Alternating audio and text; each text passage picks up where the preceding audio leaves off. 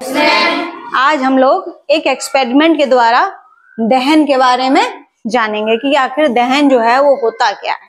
ठीक है, तो पहले हम एक गतिविधि करेंगे, ठीक है, दोनों में अंतर समझने का प्रयास करेंगे। ठीक, मोमबत्ती है, हमने इसको जलाया, ठीक है, हवा बहुत तेज चल रही है, ठीक है, कोई बात नहीं, और इस जार से हम इसको क्या करेंगे, ढक देंगे। ठीक है, ठीक, ढक दिया, और हम ये देखेंगे ये मोमबत्ती जो है जार के भीतर कितनी देर तक जलती है। ठीक है, मोमबत्ती जल रही है, ठीक है, फिर क्या हुआ, मोमबत्ती बुझ गई। बुझ गई कि नहीं बुझ गई? ठीक है, अच्छा, पहली बात इसको सीधा ही रख देते हैं। ठीक है, और हम अगर मोमबत्ती को ऐसे ही जलाएं, ठीक है, हवा ज्यादा आ रही है, ठीक है, कोई बात नहीं, अगर मोमबत्ती को हम ऐसे ही जलाएं तो कब तक ये जलेगी, ये बताइए। हवा से बुझ रही है वो बात छोड़ दो, कब तक जलेगी? जब तक ये खत्म नहीं हो जाती। होगा ऐसा कि नहीं होगा? दोनों चीजों में अब अंतर महसूस करो कि यदि हम मोमबत्तियों को ऐसे ही खुले में जलाते हैं तो ये मोमबत्ती तब तक जलेगी जब तक ये खत्म नहीं हो जाती। और किसी जार के अंदर जब इसको रखा तो क्या हो रहा है, मोमबत्ती कुछ देर जल रही है, उसके बाद क्या हो जा रही है, बुझ जा रही है। तो ऐसा क्यों हो रहा है कि जब इस जलती हुई मोमबत्ती के ऊपर जार को रखा गया तो क्या हुआ, ये बुझ गई। ऐसा क्यों हुआ? इसका रीजन क्या है बच्चों? देखो कि मोमबत्ती, ठीक है, जो जल रही है वो इतने भाग में है, और इतने भाग में क्या है, ऑक्सीजन है, अर्थात हवा गैसों का मिश्रण। ठीक है, जब तक इस जार के अंदर ऑक्सीजन उपस्थित थी तब तक मोमबत्ती जली। ठीक है, अब जब ऑक्सीजन खत्म हो गई, मोमबत्ती ने भी जलना क्या कर दिया, बंद कर दिया। और जब हम इसको हटा देते हैं, इसको नहीं रखे, इसको हटा दिया, खुले में जब मोमबत्ती जला रहे हैं तो क्या हो रहा है, इसे ऑक्सीजन पर्याप्त मात्रा में मिल रही है। ठीक है, ऐसी कोई शर्त नहीं है कि ऑक्सीजन खत्म हो जाए। ठीक, तो मोमबत्ती जो है जल रही हो तब तक जलेगी जब तक ये पूरी खत्म नहीं हो जाती।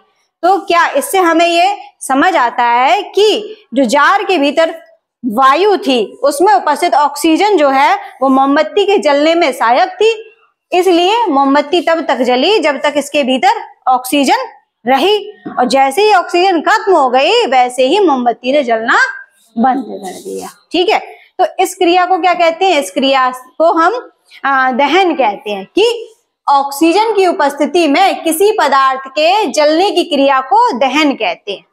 कोई पदार्थ जो है, कोई वस्तु जो है तब जलेगी, तब तक जलेगी जब तक उसे ऑक्सीजन प्राप्त होगी। ऑक्सीजन प्राप्त नहीं होगी वह वस्तु, वह पदार्थ जलना बंद कर देगा, जैसे मोमबत्ती ने किया। समझ में आ रहा ना कि इस मोमबत्ती को हम फिर से जला रहे हैं, हवा ज्यादा चल रही है।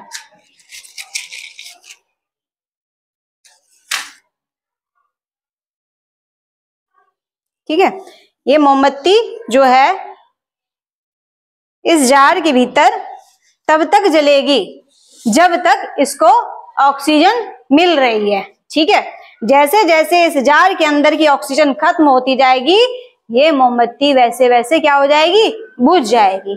ठीक है, तो इससे हमें ये पता होता है, ये ज्ञात होता है कि ऑक्सीजन गैस जो होती है वह जलने में अर्थात दहन की क्रिया में सहायक होती है। ठीक है, और पदार्थों के दहन की क्रिया में ऊष्मीय ऊर्जा तथा प्रकाश उत्पन्न होता है। ठीक है, ऑक्सीजन की उपस्थिति में हमने इसको जलाया तो प्रकाश हो रहा था कि नहीं हो रहा था? भाई यहाँ तो लाइट है, उतना नहीं हो रहा, लेकिन तुम्हें प्रकाश समझ में आ रहा ना। ठीक, ऊर्जा उत्पन्न हो रही है, ऊष्मीय ऊर्जा। अगर मोमबत्ती के पास हाथ ले जाओगे तो आपको गर्माहट महसूस होगी कि नहीं होगी? ठीक है, तो इस प्रकार से दहन की प्रक्रिया में ऑक्सीजन जो है वो सहायक होती है। ठीक, और पदार्थों के दहन में ऊष्मीय ऊर्जा और प्रकाश उत्पन्न होता है। समझ में आया? तो किसी भी वस्तु के जलने में कौन सी गैस सहायक होती है? ऑक्सीजन। बिना ऑक्सीजन के कोई पदार्थ जो है उसका दहन नहीं होगा। आया समझ में?